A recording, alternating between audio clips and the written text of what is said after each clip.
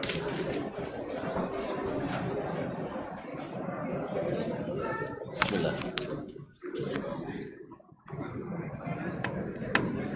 Assalamualaikum warahmatullahi wabarakatuh.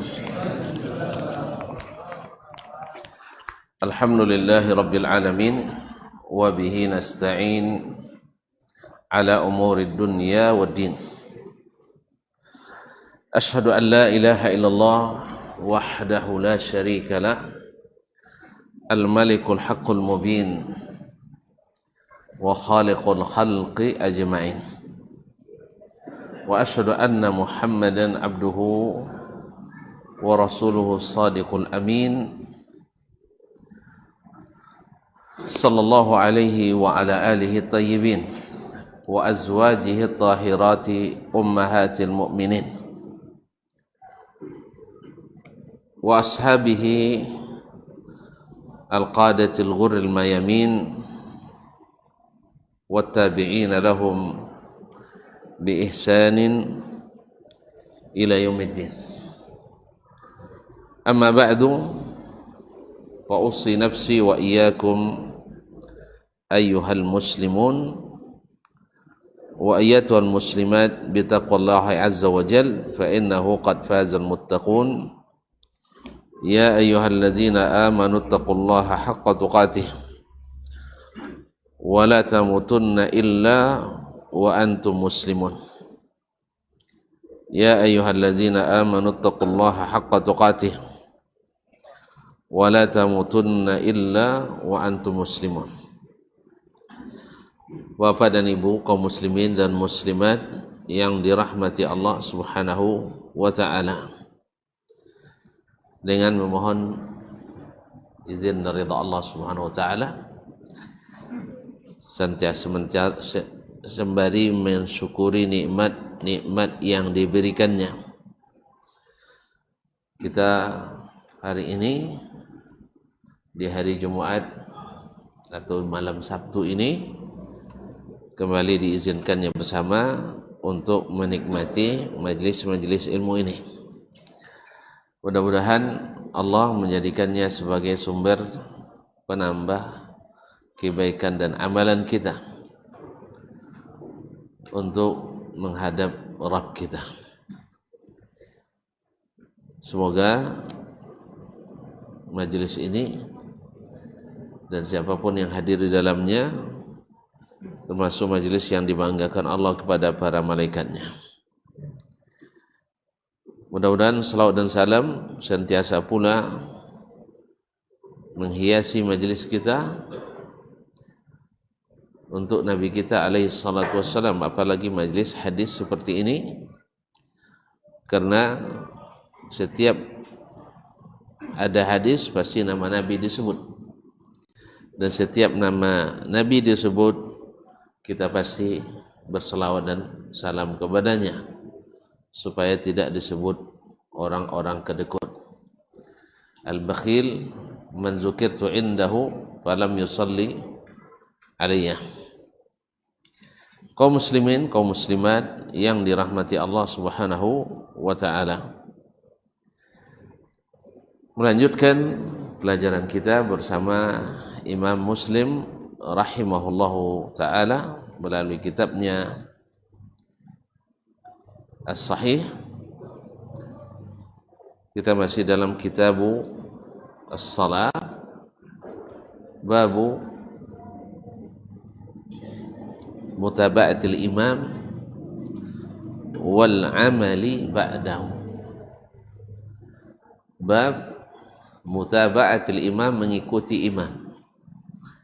Maknanya bab wajib mengikuti imam, au luzum mutaba'atil imam.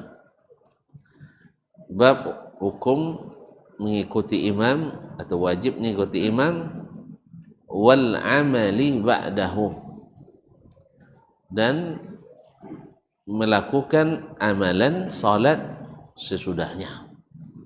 Maksudnya bukan setelah imam selesai salat baru kita salat, bukan. Maksudnya setiap amalan mesti mendahulukan imam, bukan mendahului imam. Harus imam lebih dulu dari kita. Ini yang dimaksud dengan bab ini. Sebab ada larangan mendahului imam dan ada suruhan untuk mengikuti imam. Dalam banyak hadis, dan di antara hadis-hadis yang dikumpulkan adalah seperti yang diriwayatkan oleh Imam Muslim dalam kitabnya ini. Qala rahimahullahu ta'ala, haddatsana Ahmad ibn Yunus, telah menceritakan kepada kami Ahmad ibn Yunus, yakni Ahmad ibn Abdullah ibn Yunus al-Misri. Qala haddatsana Zuhair, telah menceritakan kepada kami Zuhair, itu Zuhair ibn Harb ibn Shaddad, Zuhair bin, kalau begitu berarti Abu Ishaq al-Syaibani, Zuhair bin Muawiyah al-Fazari. Qala hadatsana Abu Ishaq izan Ibrahim ibn Muhammad ibn Haris ibn Asma al-Fazari. Qala wa hadatsana Yahya ibn Yahya, yani Yahya ibn Yahya an-Nisaburi. Qala akhbarana Abu Khaythama an Abi Ishaq, dari Abu Ishaq, yaitu Abu Ishaq al-Fazari, an Abdullah ibn Yazid, dari Abdullah ibn Yazid as-sahabi, ini juga sahabat. Qala hadatsani al-Bara, yakni ibn Azib, wa huwa ghairu kadhub,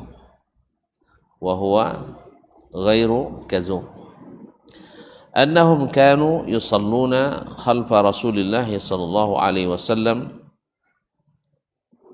bahwa sesungguhnya mereka selalu salat di belakang Rasulullah sallallahu alaihi wasallam. Fa idza rafa'a ra'sahu, apabila beliau mengangkat kepalanya, minar ruku', dari ruku', yani i'tidal, lam ara ahadan yahni dhahrahu hatta yada'a Rasulullah sallallahu alaihi wasallam jabhatahu 'alal ard. Saya tak melihat seorang pun yang membungkukkan punggungnya sampai Rasulullah sallallahu alaihi wasallam benar-benar telah menempelkan keningnya ke tanah atau ke lantai. Thumma yakhurru man wara'ahu sujjada.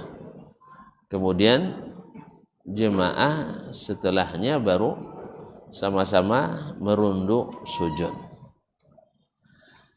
Ini hadis barakallahu fikum diriwayatkan dari Al-Bara ibn Azib radhiyallahu taala, dan itu yang masyhur daripadanya.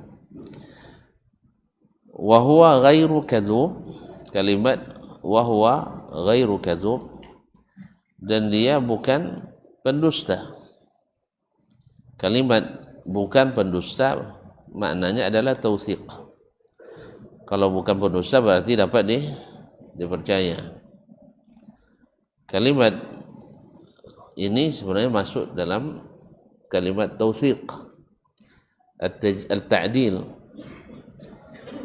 Yahya bin Ma'in rahimahullah, seperti disebutkan oleh Imam Nawawi dalam syarahnya, mengatakan kalimat ini tak patut diucapkan pada Al-Bara ibn Azib, karena sahabat semuanya adalah udul, adil, tidak perlu rekomendasi lain, karena Allah dan Rasul sudah merekomendasikannya.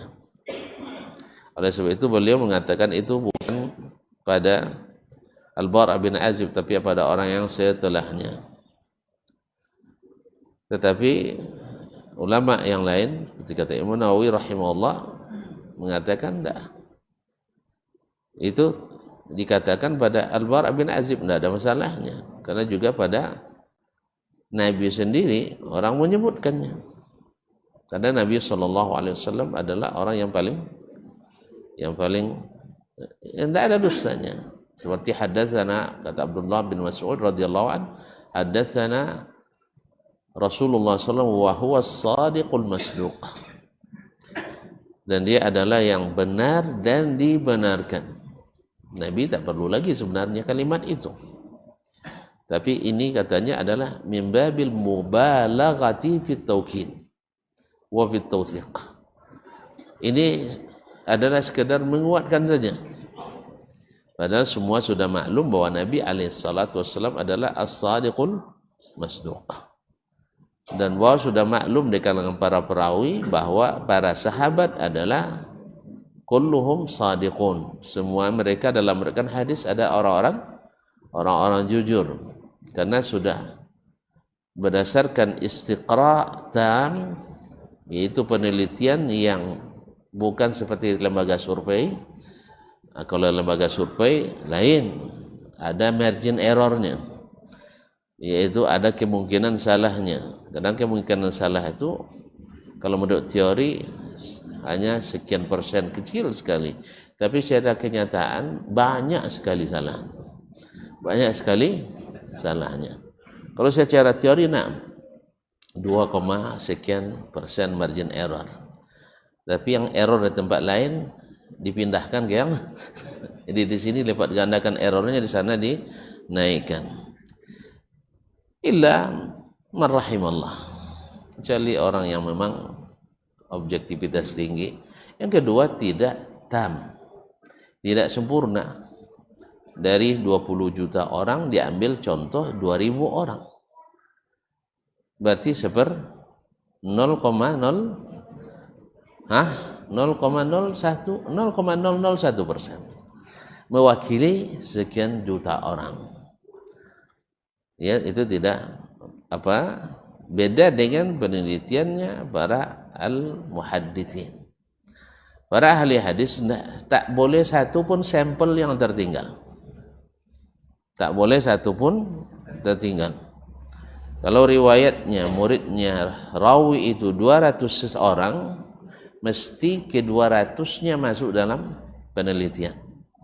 Diteliti riwayat orang per orang. Kalau sempat misalnya murid Az-Zuhri itu misalnya 3.000 orang misalnya, itu dikejar ke 3.000 orangnya.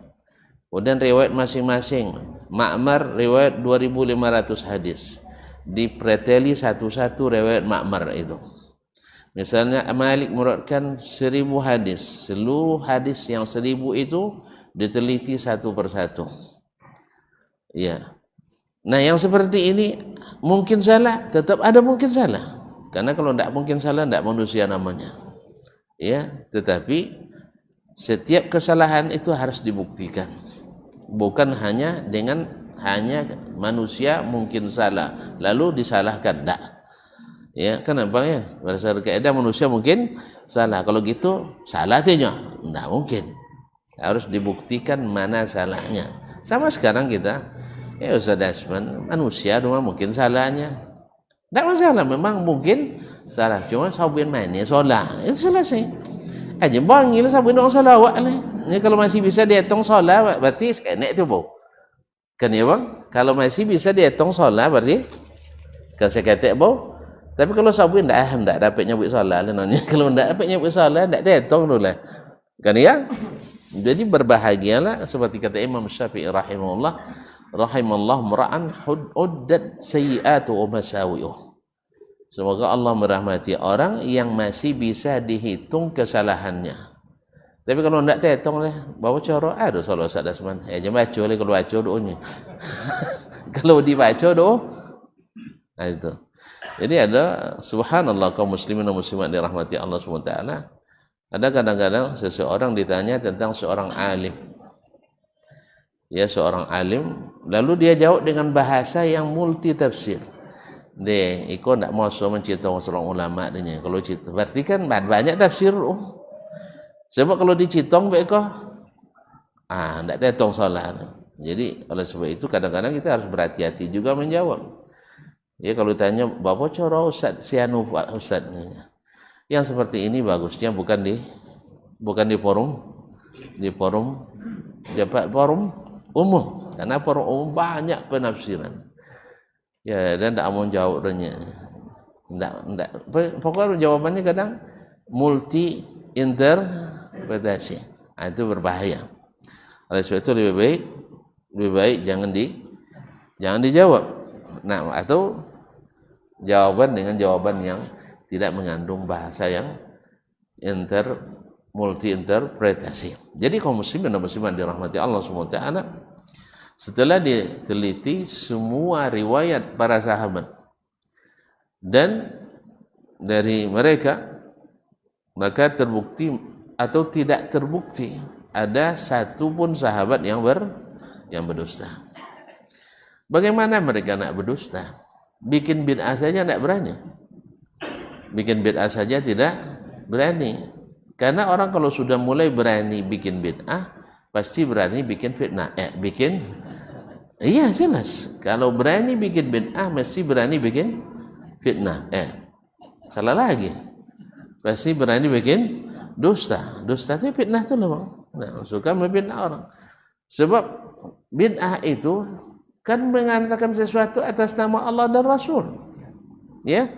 Bukan, Nabi tak bilang itu bagian agama, Rasul tak bilang itu bagian dari agama, Allah tidak ada mensyaratkan itu, lalu dinisbatkan ke agama. Berarti kan berani bicara atas nama Allah tanpa ilmu. Tentu bicara atas nama manusia lebih berani lagi. Makanya sekian banyak aliran sesat yang lahir di masa sahabat masih ada, tapi tak satu pun mereka yang terlibat aliran sesat. Tidak sebagian orang yang tidak ahli bicara pula dalam masalah ini. Kan yang aliran-aliran sesat itu kan sahabat juga anggotanya katanya. Ada yang saya dengar dia TV pula.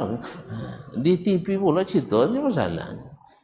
Ya sama adalah bau kok. Rupanya ahli tafsir tidak ada batu soalnya tafsirnya dah. Ini menafsirkan surat Al-Qari'ah, Mal-Qari'ah, wa ma adraka mal qari'ah, kan artinya kan hari kiamat kan. Oh salah ru, yang betul adalah tukang baca perempuan. Tak tapi zon en jo hamzah ada dah. Itu begitulah tentang ilmu tafsir. Kadang-kadang subhanallah, betul lah kata Ibnu Hajar rahimahullah, man takallama bi ghairi fannihi ata bil ajaib. Orang yang bicara bukan pada bidangnya, tak pasal. Kalau masuk kami di Darun dulu tagui. Tagui. Tahu tapi nak ngerti. Ini masalah di video lo doang. Itu masalahnya. Sabun jadi Al-Qari'ah. Jadi semungkin enggak bocor lah solangnya deganya kan, bocor lah dia salang.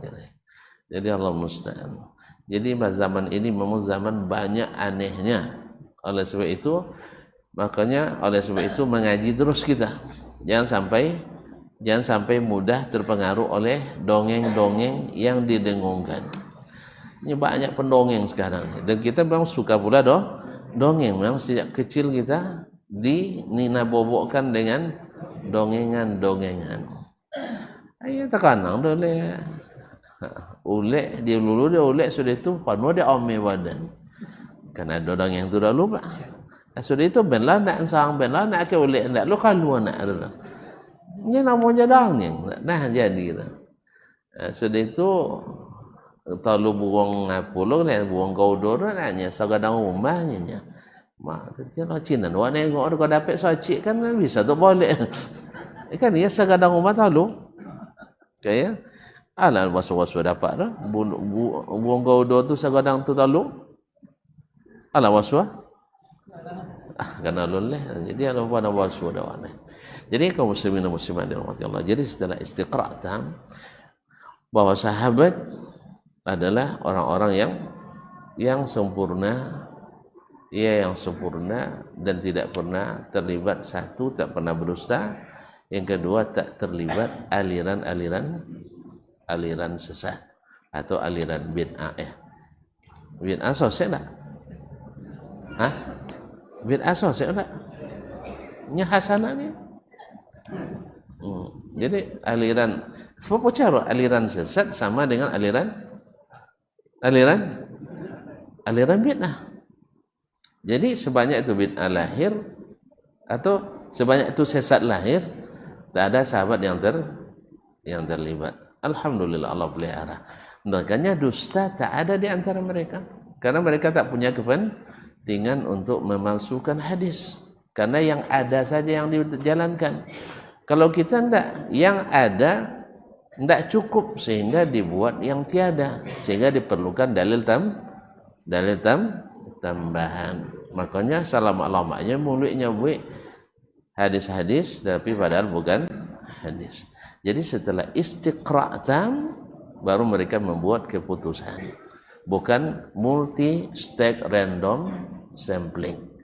Multi step random sampling contoh tadi tiru. Nak mau ku selewok uang kidang sebab persen dan suku bakso, kan ya kan? Kalau santoku orang Jawa, saudara saya disampel itu tidak suku bakso.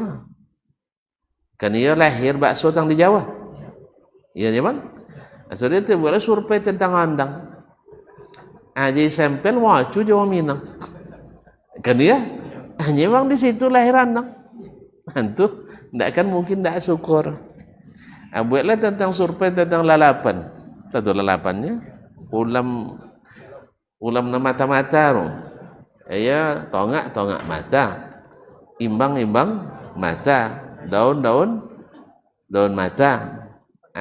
Orang Sunda sudah masuk sehingga margin error sekenanya. Tapi coba tolong menistiqra 6 juta atau 5 juta nanti ibu jumlah uang di Riau, kan tidak ada orang, kan tidak pernah biasa buat survei jenis itu kan tidak bisa nah. Jangankan untuk itu semua, untuk masalah satu hadis saja kita tidak bisa untuk mensurvei atau meneliti ke semuanya, karena himmah kita sudah sangat jauh lemah. Wallahul musta'an. Baik, kaum muslimin dan muslimat dirahmati Allah Subhanahu wa taala, maka kalimat wa huwa ghairu kadzub itu tidak masalah apakah dimaksud dengannya adalah Al-Bara' ibn Azib ataupun yang selainnya, tidak perlu dinafikan seperti kata Imam An-Nawawi rahimahullah ta'ala dan ulama-ulama yang lain.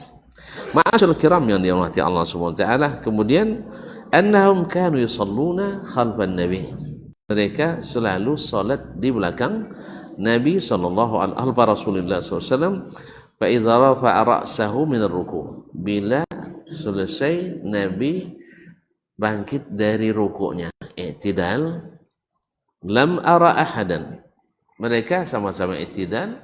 Nah, ketika Nabi sujud, saya tak melihat seorang pun yahni dhahrahu atau yahnu dhahrahu. Ya, yahni dhahrahu yaitu membungkukkan punggungnya. Hatta yada'a Rasulullah sallallahu alaihi wasallam jabhatahu 'alal ardi, sampai Nabi benar-benar sudah menempelkan keningnya atau jidatnya ke lantai.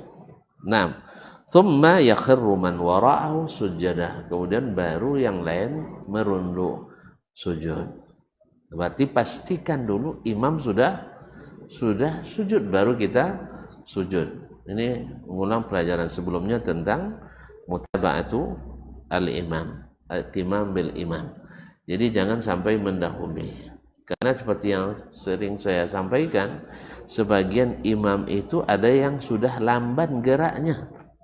Kalau sudah langsung kita turun, bisa saja kita lebih duluan sujud dari imam. Nah, ini tentu saja lebih perlu diperhatikan bila imamnya satu memang geraknya lambat.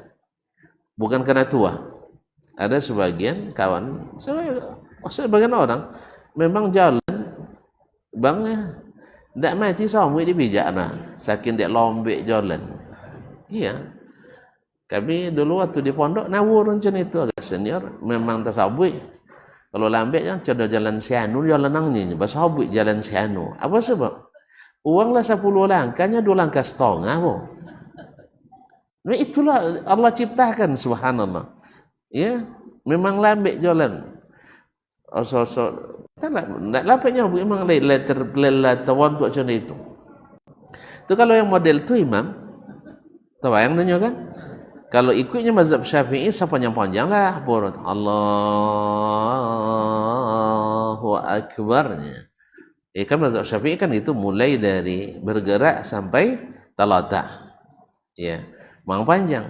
Yang kasihan kalau nya seseorang atau latu kan tadi tidak sampai orang gitu. Kawan datang langsung tun. Ini alun sampai tun. Ada mau saksikan sedih langsung. Ya, Imam kami waktu itu Jakarta memang latu. Nya mopong musaji ate namoinyo. Namoinyo namo musaji itu. Ini datuknya dulu itu perintis daerah itu. Sampai ganggang nomor datuk. Ya, bulan 1, bulan 2, bulan 2 sampai kami ketiga boleh. Coba bayangkan. Kan ini situa jor. Itu dah lah mau banti jadi imam lah. Umur mungkin lah 70 sekian tahun kan. Gigi tak nahu lah. Cuman dia semangat dia jadi imam. Saya cerita tadi tu. Jadi kaki lutut kanan dulu, sudah itu lutut kiri, sudah itu tangan kanan, sudah itu tangan kiri, sudah itu bau kanyang. Jadi kawan dia nangunya lah selesainya orang tak lah panjang lah. Lah sampai kabar tu kan. Habis tu nuang saudara lah. Ini alun selesai uang lah nak usai. Itu masalahnya. Ini alun sujud lah uang lah nak bangkit. Makanya terpaksa mau tengok. Akhirnya dia takut jemaah batal solatnya kan tu bawa-bawa badannya tentunya pembanginya bawa-bawa badan untuk mengingatkan ayat yang lain kan wanginya ayat yang lain karena wangi ini memang pantang bahanunya kayak orang lipiar itu masalah datang sawi mosong opo sawi anak lipiar itu pasti wahabi itu masalah image yang terbangun. Jadi tidak akan temo dah. Apalagi awak kena bau. Bukan tak bau tamat darun Kalau tamat darun Muslim boleh kan. Jadi Allah lahir ni dia orang dan lah jadi imam sekonya. Itu dia lah kan orang beki-bekinya kan itulah. Tapi alhamdulillah semoga Allah mengampuni beliau. Allah musta'an. Jadi kaum muslimin yang bersimak dirahmati Allah SWT. Jadi jangan sampai sujud dulu sebelum imam benar-benar meletakkan keningnya. Taib qala rahimahullah ta'ala wa haddathani Abu Bakar ibn Khallad al-Bahili qala haddathana Yahya yakni Ibn Sa'id telah menceritakan kepada kami Yahya ibn Sa'id yakni Al-Qattan qala haddathana Sufyan telah menceritakan kepada kami Sufyan bin Sa'id Al-Thawri qala haddatsani Abu Ishaq telah menceritakan kepada kami Abu Ishaq yaitu Asy-Syaibani an haddatsani Abdullah ibn Yazid telah menceritakan kepada kami Abdullah ibn Yazid qala haddatsani Al-Bara wa huwa ghairu kadhub telah menceritakan kepadaku Al-Bara yakni Ibnu Azib radhiyallahu anhuma wa huwa ghairu kadhub dan dia tidak pendusta. Qal kana Rasulullah sallallahu alaihi wasallam Rasulullah sallallahu alaihi wasallam kana idza qala dulu apabila mengatakan sami Allahu liman hamidah lam yahni ahadun minna dhahrahu hatta yaqa'a Rasulullah sallallahu alaihi wasallam sajidah. Rasulullah SAW apabila dia membaca Sami Allahu liman hamidah yakni apabila i'tidal tak seorang pun saya lihat atau tak seorang pun membungkukkan punggungnya untuk sujud setelah i'tidal tadi hatta yaqa'a Rasulullah sallallahu alaihi wasallam sajidan sampai Nabi sudah selesai merunduk sujud. Thumma naqa'u sujudan ba'dahu. Kemudian kami baru turun sujud setelah Nabi sallallahu alaihi wasallam. Ini munasabah dengan wal amali ba'dahu, yaitu mengerjakan gerakan setelah Nabi sallallahu alaihi wasallam. Makna hadis jelas sekali menunjukkan apa yang sebutkan dalam judul bab tadi. Kaum muslimin, kaum muslimat dirahmati Allah SWT. Kita lanjutkan hadis yang ketiga dalam bab ini. Qala haddatsana Muhammad ibn Abdurrahman ibn Saham al-Antaki. Telah menceritakan kepada kami Muhammad ibn Abdurrahman ibn Saham al-Antaki. Qala haddatsana Ibrahim ibn Muhammad. Setelah menceritakan kepada kami Ibrahim ibn Muhammad Abu Ishaq al-Fazari. An Abi Ishaq al-Shaybani, dari Abu Ishaq al-Shaybani, an Muharib ibn Dithar, dari Muharib ibn Dithar. Qala sami'tu Abdullah ibn Yazid, saya mendengar Abdullah ibn Yazid yaqulu alal mimbar, berkata di atas mimbar, haddatsana al-Bara, setelah Bara menceritakan kepada kami, yakni Bara ibn Azib, sahabat Nabi alaihi salatu wassalam, annahum kanu yusalluna ma'a Rasulillah sallallahu alaihi wasallam, bahwa mereka selalu salat bersama Rasulullah sallallahu alaihi wasallam. Fa iza raka'a raka'u, apabila Rasul ruku, baru mereka ruku. Wa idza rafa'a ra'sahu minar ruku' faqala sami Allahu liman hamidah, apabila mereka mengangkat kepala, apabila beliau mengangkat kepala dari ruku', faqala, dan mengucapkan sami Allahu liman hamidah, sami Allahu liman hamidah, lam nazal qiyaman, kami masih tetap berdiri. Kan sami Allahu liman hamidah maknanya dia berdiri. Ini hadis lebih jelas menunjukkannya daripada hadis-hadis sebelumnya. Tidak dijelaskan tadi qiyaman. Ya, setelah dia baca sami Allahu liman hamidah, lalu kami tidak membungkukkan. Ada yang terpotong ya. Nah, hadis ini melengkapinya. Ma'asyiral kiram dirahmati Allah, lam nazal qiyaman, kami tetap berdiri, hatta narahu wada'a wajhahu fil ardi, sampai kami melihat dia meletakkan wajahnya di lantai atau di tanah. Taib, sekarang berarti wajahnya di tanah. Thumma nattabi'uhu, kemudian kami mengikutinya. Taib. Ini hadis lebih terang maknanya, lafaznya dari hadis-hadis sebelumnya, karena disebutkan proses mereka setelah Nabi mengucapkan sami Allahu liman hamidah, mereka berdiri i'tidal, kemudian mereka tetap i'tidal sampai benar-benar Nabi sudah meletakkan wajahnya di tanah. Ini kaum muslimin dan muslimat dirahmati Allah, seperti dalam pelajaran kita sebelum ini, tempo Nabi kan lebih dulu dari kita, kemudian dia sujud lebih dulu dari kita. Nah, kita pun harus selama apa dia sujud tadi, selama itu pula kita i'tidal, sama itu pula i'tidal. Makanya kita biarkan dulu dia selesai, betul-betul sudah sujud, baru kita sujud, karena dia lebih dulu dari kita berdiri tadi. Maka tidak boleh mengikuti langsung, harus setelahnya. Oleh sebab itu para ulama menyebutkan mutaba'atul imam itu ya ada 3 macam. Satu, yaitu mengikuti imam langsung, dia ruku langsung, atau sujud langsung, yaitu beriringan dengan imam. Yang seperti ini boleh, cuman khilafus sunnah. Yang kedua, yaitu mendahului imam. Ini membatalkan salat. Yang ketiga adalah setelah imam, dan ini yang paling utama dan sesuai dengan sunnah Nabi sallallahu alaihi wasallam.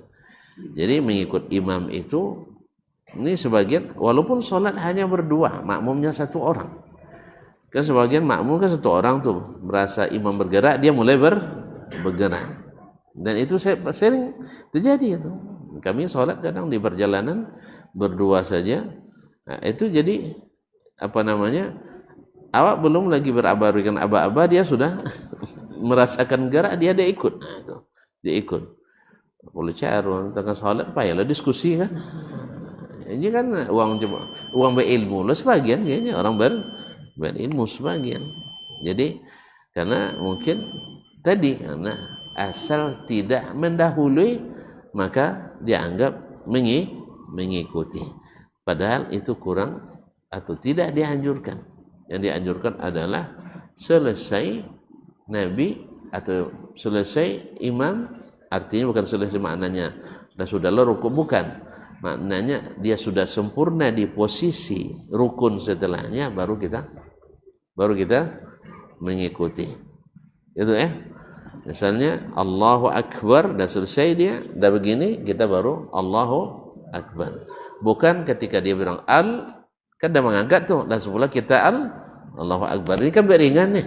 Nah, ini tidak dianjurkan. Wallahu taala alam. Kaum muslimin, kaum muslimat yang dirahmati Allah Subhanahu wa taala. Masuk waktu sih. Baik, kita dengarkan azan dulu.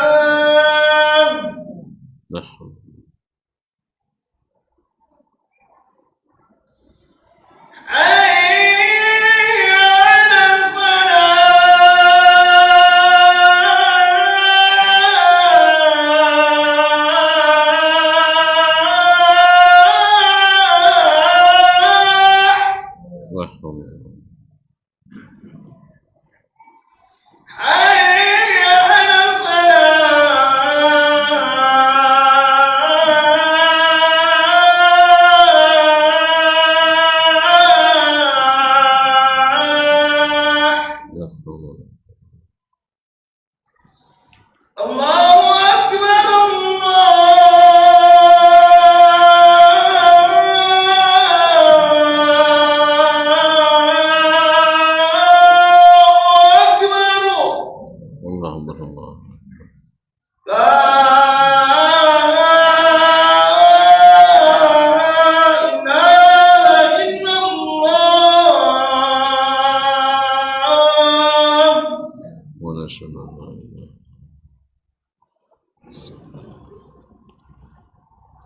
Salatul Qa'im.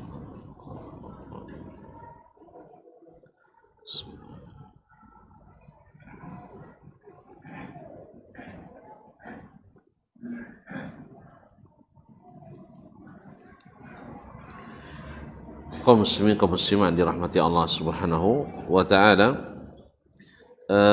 Qala, kemudian Imam Muslim melanjutkan riwayat selanjutnya. Hadatsana Zuhair ibn Harb wa Ibnu Numair, telah menceritakan kepada kami Zuhair ibn Harb bin Shaddad An-Nasa'i Abu Khaythama Al-Baghdadi, wa Ibnu Numair, dan Ibnu Numair yaitu Muhammad ibn Abdullah ibn Numair Al-Hamdani. Qala, keduanya berkata, hadatsana Sufyan ibn Uyainah, telah menceritakan kepada kami Sufyan ibn Uyainah. Sufyan ibn Uyainah Al-Hilali Abu Muhammad Al-Makki, faqihul Hijaz wa muhaddithuha. Qala hadatsana Aban, telah menceritakan kepada kami Aban, yaitu Aban ibn Taghlib Ar-Raqashi atau selainnya, wa ghairuhu, dan selainnya, anil Hakam, dari Al-Hakam ibn Utaibah Al-Kufi, an Abdurrahman ibn Hakam ibn Utaibah, an Abdurrahman ibn Abi Layla, dari Abdurrahman ibn Abi Layla tabi'i, dan Abu Layla ayahnya adalah sahabat Nabi alaihi salatu wassalam, anil Bara, dari Al-Bara yakni Ibnu Azib radhiyallahu taala an. Qala, dia berkata, kunna ma'an Nabi sallallahu alaihi wasallam, kami dulu bersama Nabi sallallahu alaihi wasallam, la yahnu ahadun minna dhahrahu, tidak seorang pun dari kami membungkukkan punggungnya, hatta narahu qad sajan, sampai kami pastikan beliau benar-benar sudah sujud. Faqala Zuhair, lalu Zuhair mengatakan, yaitu perawi dari guru imamnya Muslim, hadatsana Sufyan, telah menceritakan kepada kami Sufyan, yaitu Sufyan bin Uyainah. Qala hadatsana Al-Kufiyun, telah menceritakan kepada kami Al-Kufiyun, yaitu pada para ulama-ulama Kufah, ulama al-hadis dari Kufah, Abanun wa ghairuhu, yaitu Aban dan selainnya.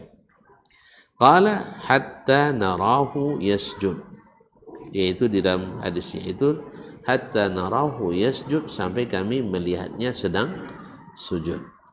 Sama maknanya, bahwasanya mereka tidak membungkukkan badan dan tidak turun sujud sampai Nabi benar-benar sudah dalam keadaan sujud. Dari sisi sanad, hadis ini dikritisi oleh Imam Ad-Darqutni, karena di sini dari riwayat Ibnu Abi Layla dari Al-Bara' ibn Azib. Tetapi sebagian ulama mengatakan tidak ada masalah, karena Aban ibn Taghlib ini adalah thiqah, dan bersamanya ada para perawi dari orang Kufah.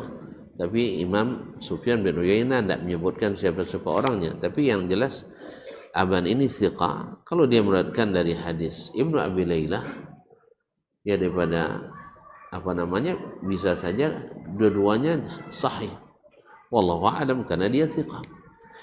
Tapi dari sisi makna hadis, andainya riwayat Al-Aban dari Al-Hakam dari Abdurrahman ibn Abi Layla ini dhaif sanadnya, tetapi matanya sudah sahih dari jalan-jalan yang tadi disebutkan. Wallahu taala alam. hatta narahu qad sajad. Faqala Zuhair hadatsana Sufyan mengatakan menceritakan kami hadatsana al-Kufiyun Abanun wa ghairuhu, telah menceritakan kepada kami para ulama Kufah, Aban dan selainnya. Qala, dia berkata, yakni Al-Bara' bin Azib berkata, narahu atau hatta narahu yasjud, sampai kami melihat Nabi sedang sujud. Artinya juga menunjukkan bahwasanya tidak melakukan gerakan sebelum imam selesai atau benar-benar sudah pindah ke posisi rukun setelahnya. Baik, kaum muslimin dan muslimat dirahmati Allah SWT. Kemudian lanjut,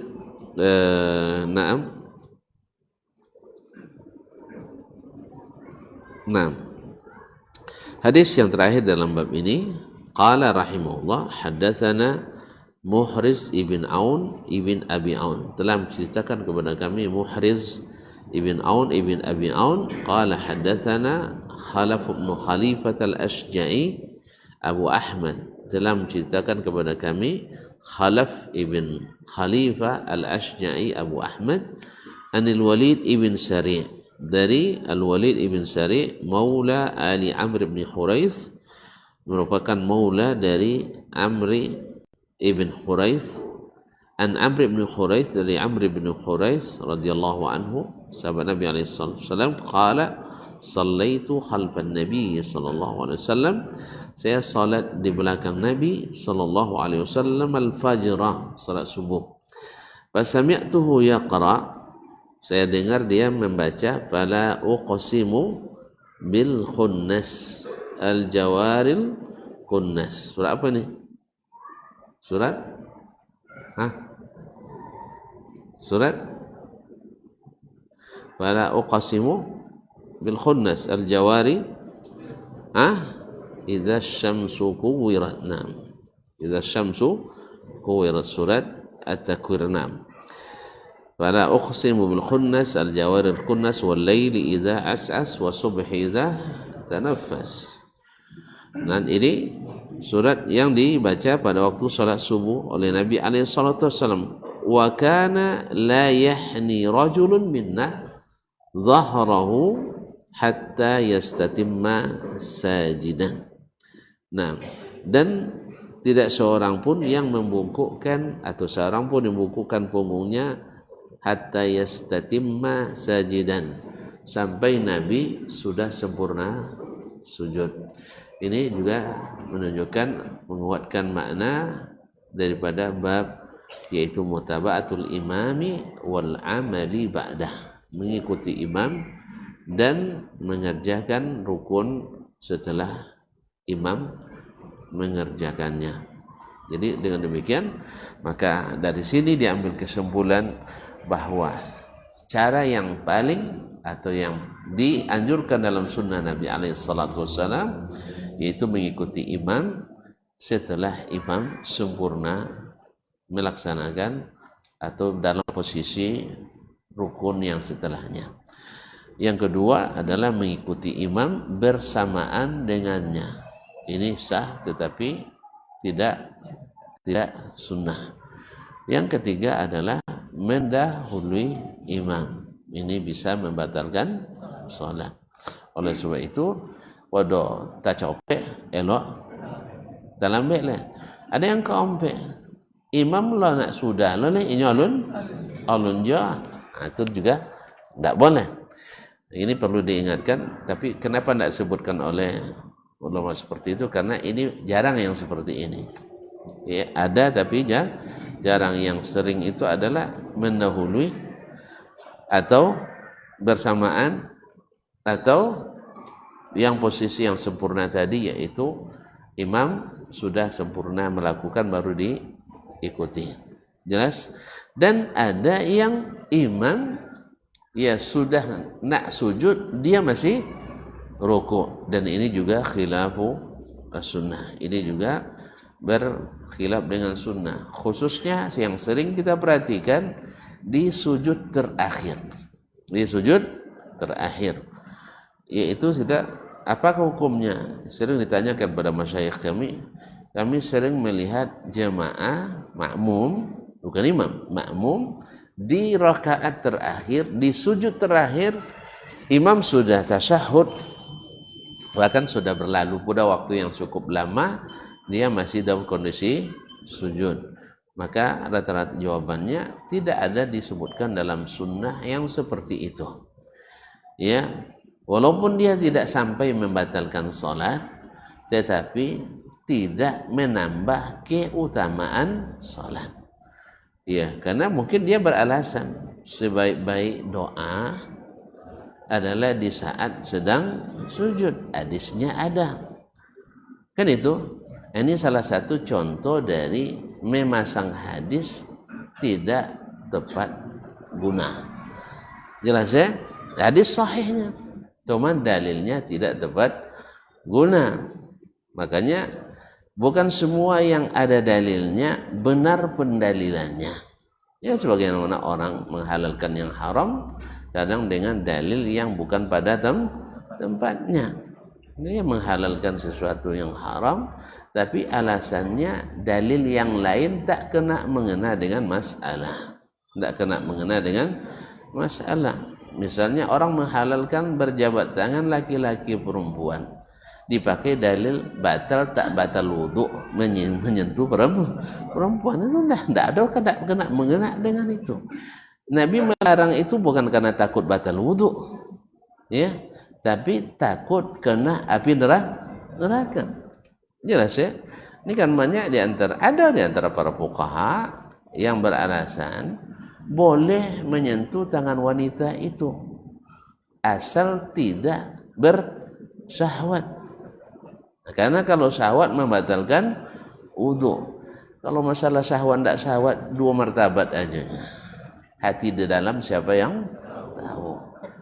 Hati di dalam siapa yang tahu. Yang kedua memang sudah inkonektif, sudah tidak connect lagi.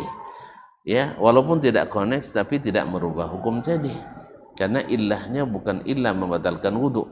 Maka tidak tepat dipakai dalil tidak membatalkan wudu untuk menghalalkan haramnya berjabat tangan laki-laki dan perempuan yang bukan mahram. Nah, banyak yang kayak gitu. Bukan ulama ketek, ulama godang, bukan buya-buya kampung, tapi buya-buya buya-buya berpendidikan tinggi. Ya, yang gunakan dalil tak pada tempat. Sama dengan orang yang menghalalkan misalnya musik, lagu dengan alasan Allah kita cinta keindahan. Jadi tak jolin ke mana-mana apa ya. Kalau itu jadikan beko banyak alasan dan suka kan ancak-ancak ustaz itu duduk tapi jalan tahu hanya nak absen orang lalunya kan. Jadi saudara ancak lalu baik kan tahu kan. Apa dalil? Innallaha jamilun yuhibbul jamal. Allah Maha indah, suka keindahan. Ini mengamati indahnya ciptaan Allah. Akhirnya dia duduk tapi jalan menengok uang. Abeko boleh jangan nyibuk lagi. Ibu mau mandi apa itu mengintip keindahan ciptaan Allah Subhanahu wa taala. Jadi banyak masalah kaum muslimin muslimat. Makanya gunakan dalil pada tempat yang karenanya Nabi menggunakan dalil itu. Jelas?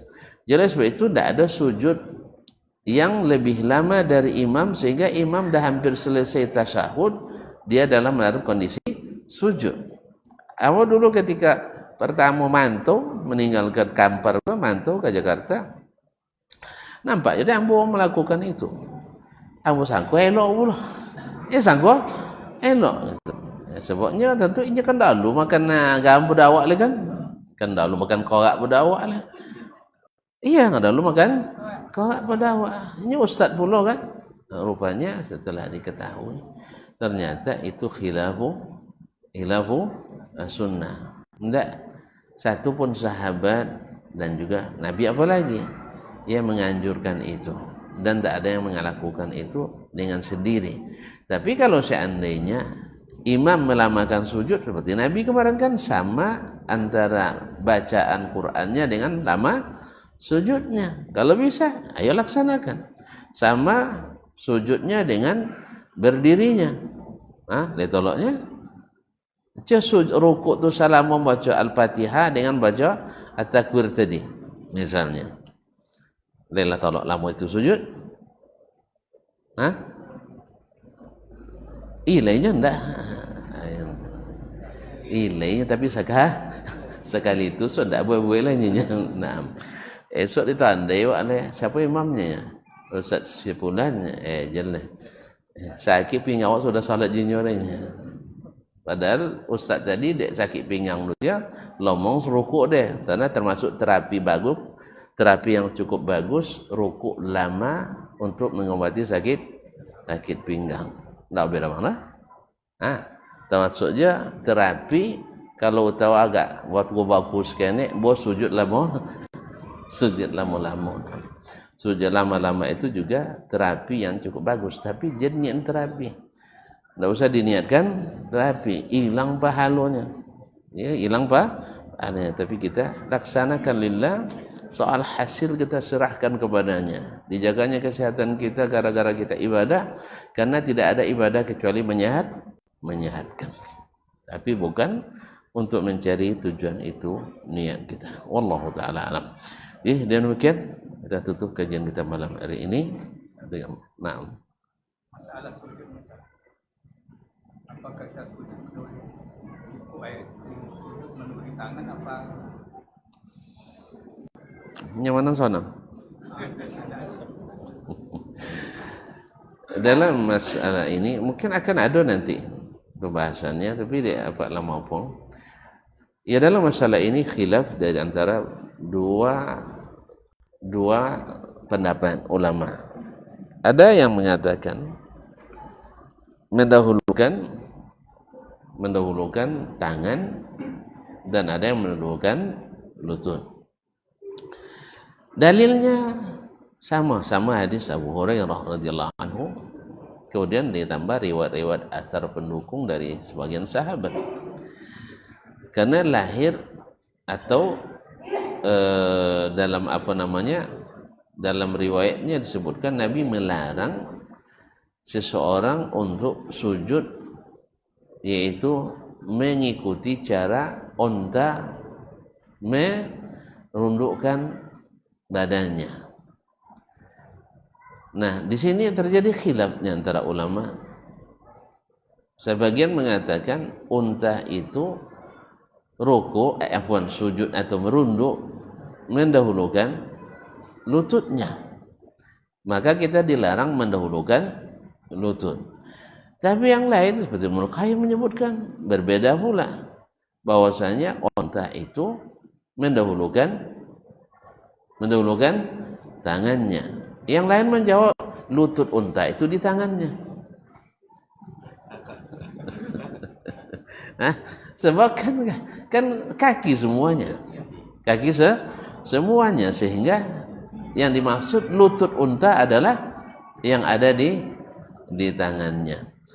Lalu saya katakan, kita ketika dilarang tasyabbuh dengan unta, baru pas tasbihnya kalau tangan kita disamakan dengan tangan unta, kaki kita disamakan dengan kaki unta. Oleh sebab itu saya pun ikut juga mengamati. Ketika unta dari berdiri lalu merunduk ke bawah, saya dapatkan unta mendahulukan tangannya daripada kakinya. Oleh sebab itu saya pahami dari hadis itu dilarang mendahulukan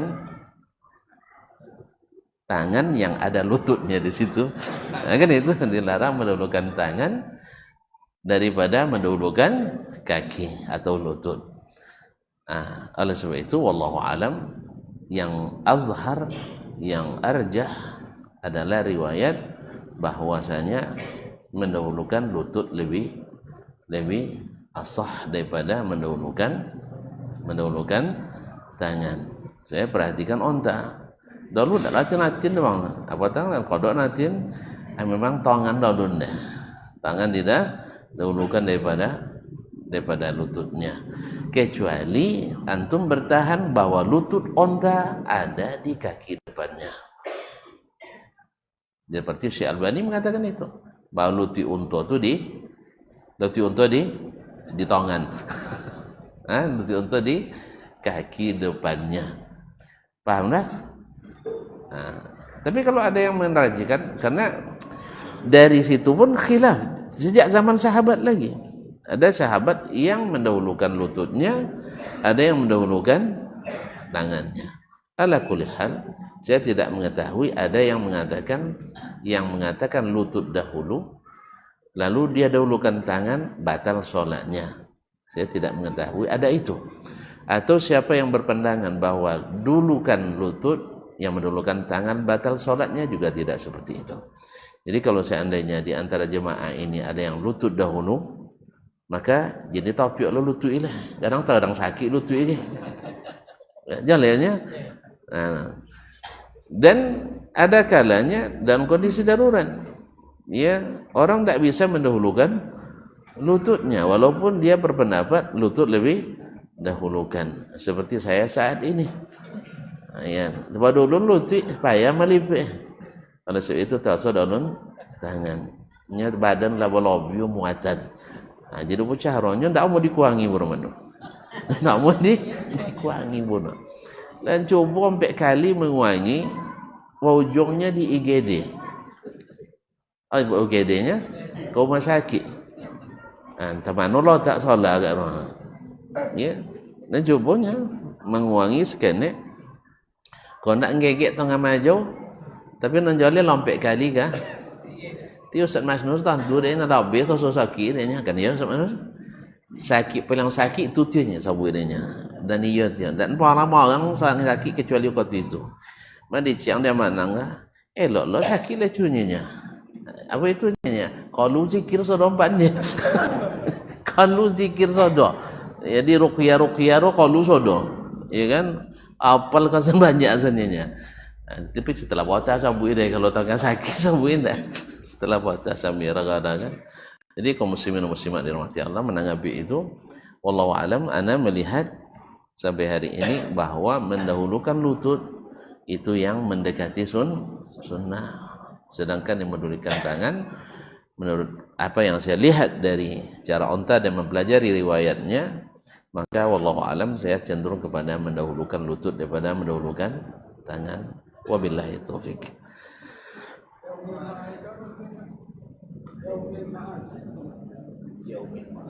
Hari kembali. Hari kiamat. Nah. Barakallahu fiik. Baik, barangkali sampai di sini.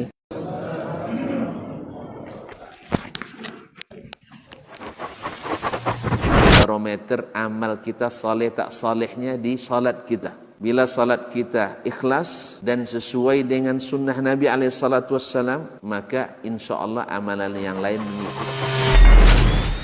Ini aktivitas ini membantu saya di akhirat atau akan menyulitkan saya di akhirat?